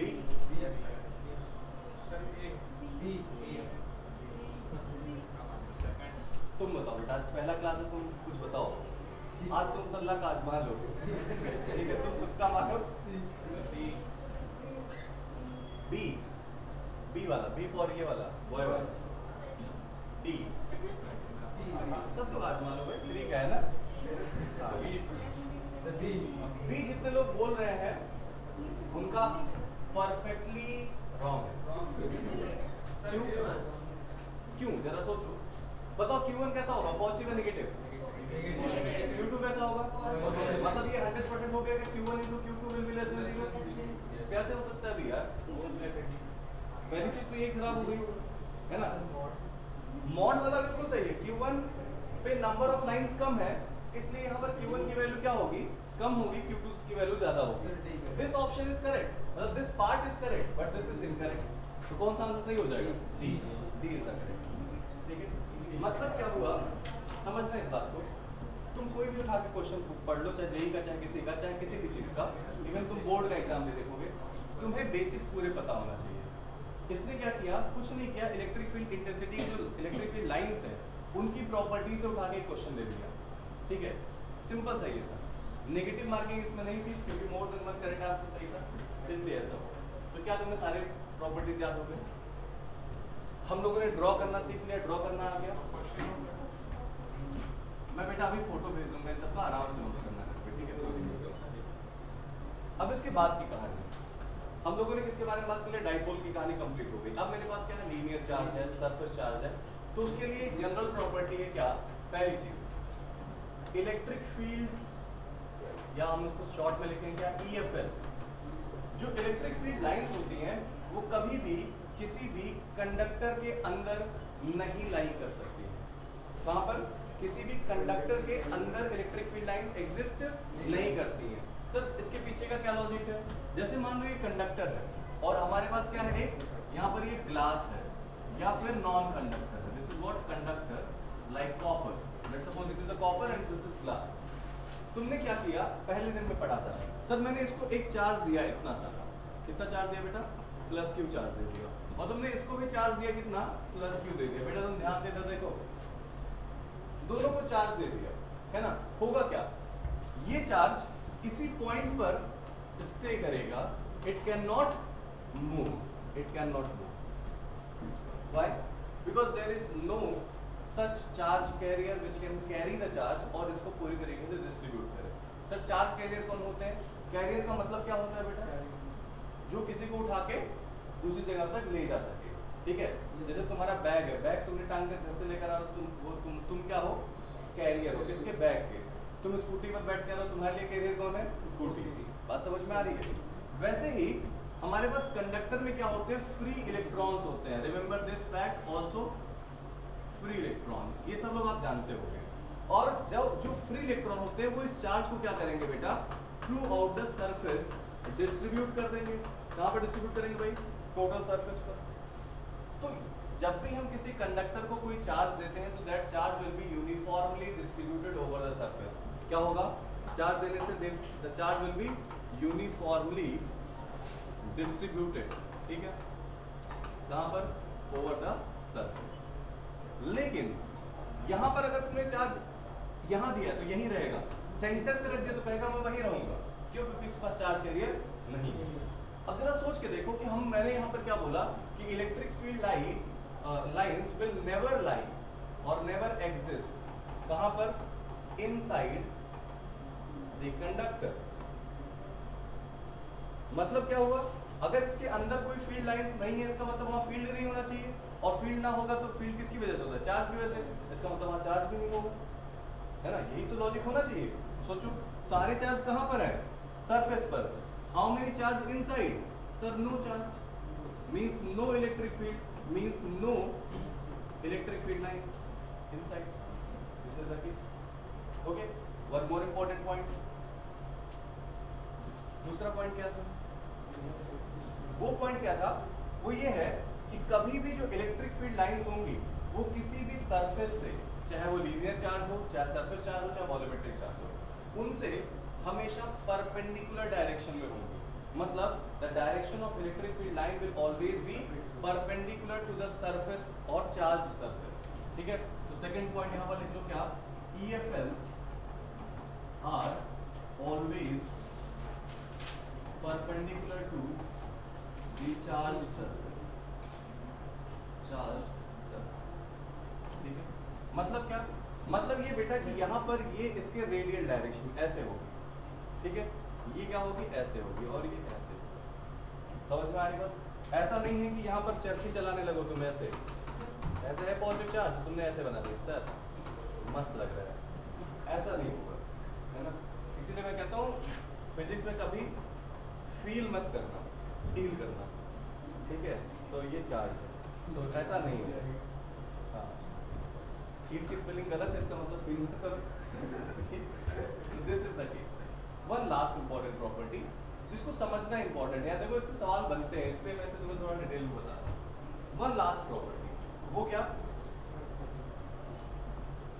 हाँ, ये last important क्या? कि electric field, आठवीं property, EFL, जो electric field lines होती हैं, दे आर कंटिन्यूअस, ठीक है? No jump, no break and no sharp corner, ठीक है? कोई बच्चा अगर इसमें मैथ्स का होगा तो कहेगा क्या कि electric field lines are differentiable. नहीं समझे? कोई भी फंक्शन डिफरेंशिएबल तब होता है। कौन कौन है मैथ्स का? जरा हाथ उठाए। ठीक है, तो बाय वालों कृपया परेशान ना हो, कुछ लाइनें उसके लिए बता रहा हूँ, ठीक है? वो क्या? कोई भी लाइन, मतलब कोई भी ऐसा कर्व, जैसे y इक्वल टू तुमने लिखा क्या? fx, और इसका जो कर्व होगा, अगर वो क्या है? ऐसा कर्व है जो कहीं पर जिसमें शार्प कॉर्नर नहीं है, जो डिसकंटिन्यूअस नहीं है ना, वही डिफरेंशिएबल होता है, ठीक है? इवन शार्प कॉर्नर भी तुम्हें देखने को मिल जाए ना, तो that is a continuous curve but non differentiable, है ना? तो वही काम यहाँ पर मैंने बोला क्या? Sir there is no sudden jump, that should not be discontinuous, that there should not be any sharp corner. मतलब this is the property of what? Differentiability. फिलहाल अपने लैंग्वेज में याद रखिए क्या? It is a continuous line, no jump, no break, no sharp corner. Sir again my question is why, है ना? तो बताओ, अब तुम बताओ क्या होगा इसका लॉजिक? वो जब इंटरनेट चला जाता तो गूगल एक गेम खिलाता है ऐसे जैसे क्या बोलते हैं उसका? डायनासोर जंप नहीं यार, उसका चलो तुम लोग आगे निकल आए उस जमाने से, ठीक है? कोई बात नहीं। अब जरा सोचो कुछ ऐसी डायनासोर जंप का ही नाम ले लेते हैं। चलो ये क्या है बेटा? Positive test charge. ये डायनासोर तो है नहीं जो सडन जंप करेगा, तो it will move continuously. Why? Because it is moving under a force, under a conservative force. तो भाई जब कोई भी ऑब्जेक्ट किसी कंजर्वेटिव फोर्स के अंडर में मोशन कर रहा होता है so it will have a continuous path. For example मैंने इसको यहाँ पर ऐसे छोड़ दिया तो नीचे कैसे मूव कर रहा है, ऐसे। ऐसा तो है नहीं कि यहाँ से ऐसे ऐसे चलते हुए आ रहा है। वो कब आएगा? सोचो अगर एक पीस ऑफ पेपर अगर मैं छोड़ दूं तो वैसे ऐसे डांस करते हुए आएगा नीचे।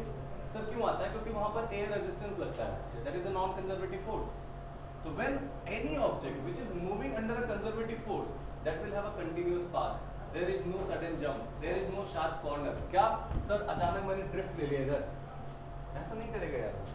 मतलब जा रहे हो अचानक से तुम 90 डिग्री नहीं ले सकते बेंडिंग, मतलब there should not be any sharp corner, ठीक है? ऐसा समझ आ गई बात? इस पर एक सवाल। क्वेश्चन मेरा क्या है? हाँ देखो यार सवाल तुम लोग कर नहीं जाओगे, मुझे पता है इसको लिखने का मेरा टाइम वेस्ट होगा, लेकिन ठीक है।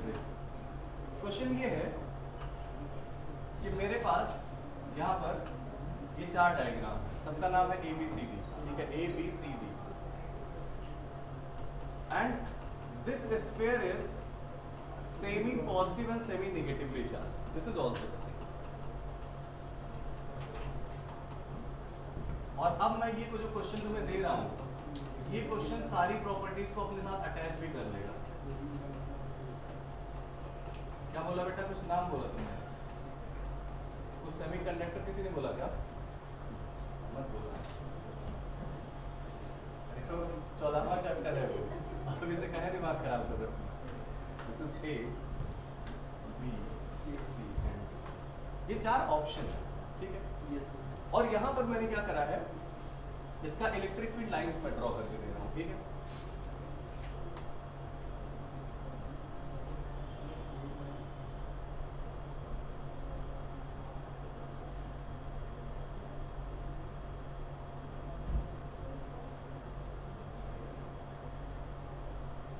ठीक।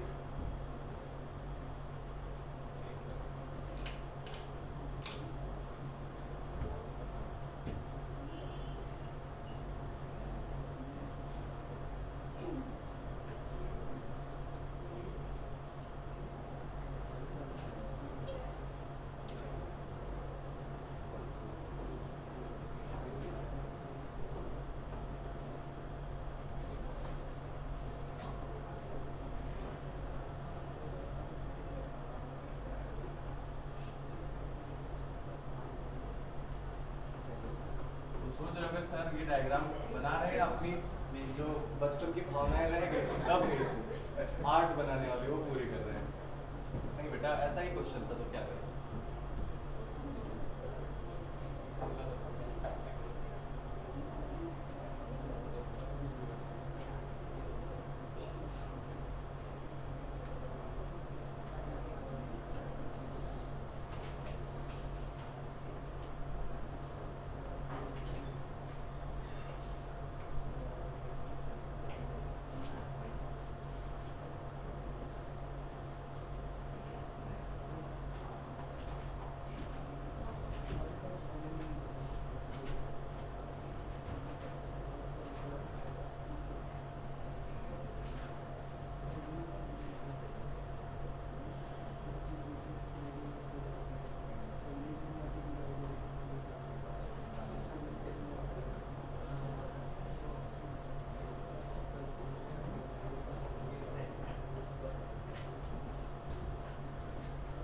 चलो अच्छा ये 4 ही लेते हैं, और भी ऑप्शन दे देते हैं। लास्ट ऑप्शन दे देते हैं।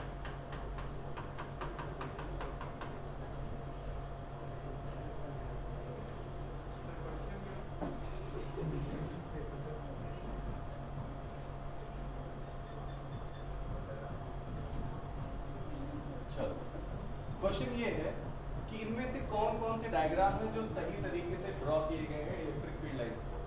ये चार्ज स्फीयर, हाँ B A B B B B B के फेवर में कितने लोग हैं? सी कोई नहीं, डी सही है, ध्यान से देख लो। डी क्या है? सही है। बी कहाँ गलत है भैया? ये सही है। They start from positive charge, terminate at negative charge, ठीक है। They are continuous lines, they are continuous lines. Arrow आपने प्रॉपर ड्रॉ किया है, बिल्कुल ड्रॉ किया है, ठीक है। तो गलत क्यों? हाँ जी, शार्प कॉर्नर, ठीक है। एक ही रीजन है केवल यहाँ पर, क्या? This is a sharp corner. There should not be any sharp turn और सडन जंप और सडन टर्न, ठीक है। यहाँ पर ये गलत क्यों है? क्योंकि स्टार्ट फ्रॉम नेगेटिव और जा कहाँ पर है? पॉजिटिव। सर ये क्यों है ऐसा? सर ये भी पॉजिटिव की तरफ ध्यान दिए गया वो कहीं जा रही, कहीं से आ रही, लेकिन ये हर जगह पर परपेंडिकुलर नहीं है, ठीक है। इनफाइनाइट को तुम नेगेटिव और पॉजिटिव मान सकते हो एक टाइम के लिए, इसलिए गलत है, ठीक है। और ये वाला क्यों गलत? क्योंकि किसी चार्ज बॉडी के अंदर इलेक्ट्रिक फील्ड लाइंस नहीं होती, ठीक है। बात समझ में आ गई? ओके, एक छोटा सा और क्वेश्चन कर लो। ये प्लस है, ये प्लस है, ये प्लस है, इसका इलेक्ट्रिक फील्ड लाइन कैसे होगा? जरा सोचो। तो सोचो जरा एक मिनट, एक सेकंड के लिए कि अगर ये इक्विलेटरल ट्रायंगल होता तो इसका जो सेंटर होता वहां पर अगर कोई चार्ज रखा जाता तो उसका नेट फोर्स क्या होता? जीरो, याद है? अगर इक्विलेटरल ट्रायंगल है उसके सेंटर पर कोई भी चार्ज रखा जाए तो उसका नेट फोर्स क्या होगा? जीरो। यानी कि अगर मैं यहाँ टेस्ट चार्ज में रखूंगा तो उस पर फोर्स क्या हो जाएगा? जीरो। टेस्ट चार्ज पर भी फोर्स क्या हो गया? जीरो हो गया। इसका मतलब ये हो गया कि यहाँ पर टेस्ट चार्ज पर फोर्स जीरो है तो कोई फील्ड नहीं होगा, है ना। तो इस पॉइंट पर ये जो रीजन होता है यहाँ पर कोई फील्ड नहीं होगी, तो उसकी वजह से जो फील्ड लाइंस होंगी वो कैसे होंगी बेटा? देखो ऐसे,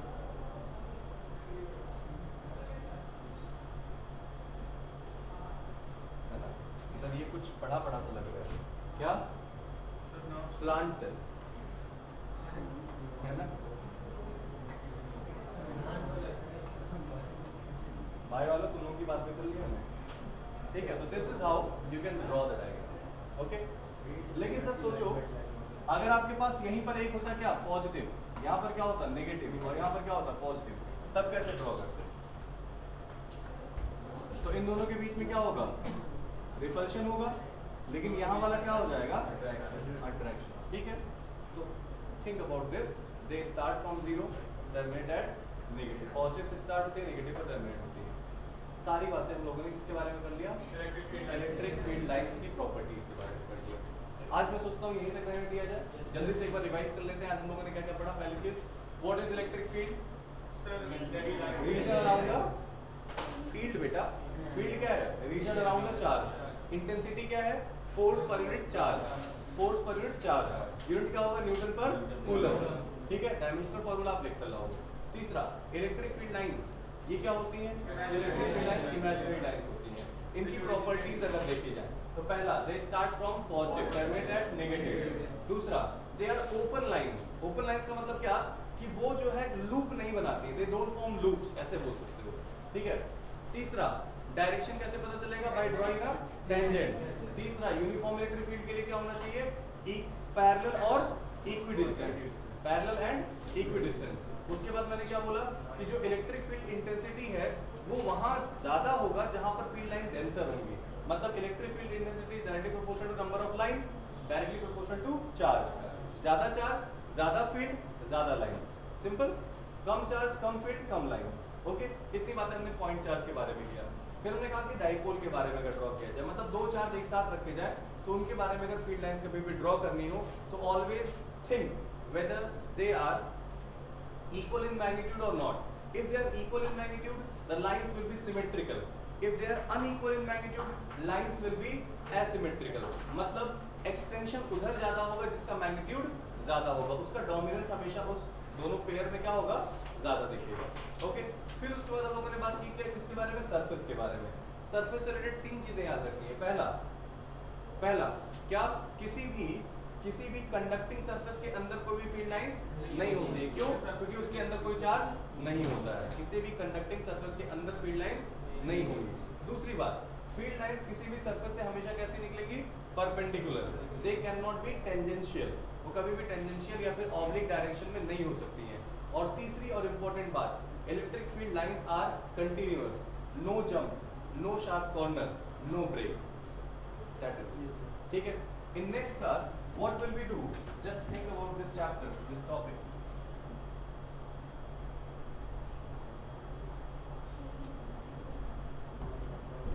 हम लोगों ने क्या पढ़ लिया? Field, intensity, electric field, lines. Electric field due to a point charge. अरे यार ये तो बड़ा आसान है. क्या सोचो, ये पॉइंट चार्ज है प्लस क्यू, कॉमा इससे r दूरी पर अगर मुझे फील्ड निकालना है, फील्ड इंटेंसिटी कितनी होगी, तो मुझे क्या करना पड़ेगा? यहाँ पर एक पॉजिटिव चार्ज रखना पड़ेगा, उस पर लगने वाला फोर्स निकालना पड़ेगा. कितना होगा बेटा? k, बता ना, k capital Q, Q not upon r square. तो सर इलेक्ट्रिक फील्ड क्या होता है? Force upon Q not. इसमें डिवाइडेड बाय Q नॉट करोगे तो क्या बन जाएगा? E is equals to k Q by r square. Q not से Q नॉट कैंसल आउट हो गया, तो आंसर क्या आ जाएगा? k Q r square. मतलब जिसका फील्ड, वो चार्ज आपको वहां पर देखने को मिलेगा कि नहीं मिलेगा? मतलब electric field is directly proportional to charge. हो गया कि नहीं हो गया? बताओ. जो अभी तक हम लोगों ने थ्योरेटिकली डिस्कस किया, वही चीज हमें यहाँ पर क्या मिल रहा है? न्यूमेरिकली मिल रहा है. मतलब ये फॉर्मूला आपको तो हमेशा याद रखना पड़ेगा. Please remember this, this is the LIC now. हमेशा याद रखना इस फॉर्मूले को. क्या? 1/4 pi epsilon not. Sir Q1 Q2 Coulomb's law था. यहाँ पर क्या आ जाएगा? Q2 गायब हो जाएगा, Q1 बचेगा. Q1 कौन है? सोर्स चार्ज, जिसकी वजह से आप फील्ड के बारे में बात करना चाह रहे हैं. ठीक है. So this is the conclusion we have done till this point. Okay, in next class we are not going to move it at this. दो काम करेंगे. पहला, जो आपको होमवर्क दिया है उस होमवर्क को चेक करूंगा. दूसरा, जो मैंने PDF भेजा उसको प्लीज पढ़ के आइएगा, अपने नोट्स कंप्लीट करके आइएगा. उसके आगे कुछ सवाल दिए गए हैं. वो सवाल क्या है? The method of finding net electric field, पहला. दूसरा, the problem related with equilibrium. तो जो क्वेश्चन आज करोगे ना, सिमिलर क्वेश्चन हम लोग अगली क्लास में डिस्कस भी यहाँ पर करेंगे, but they will be related to the electric field, not force. Okay, that is it for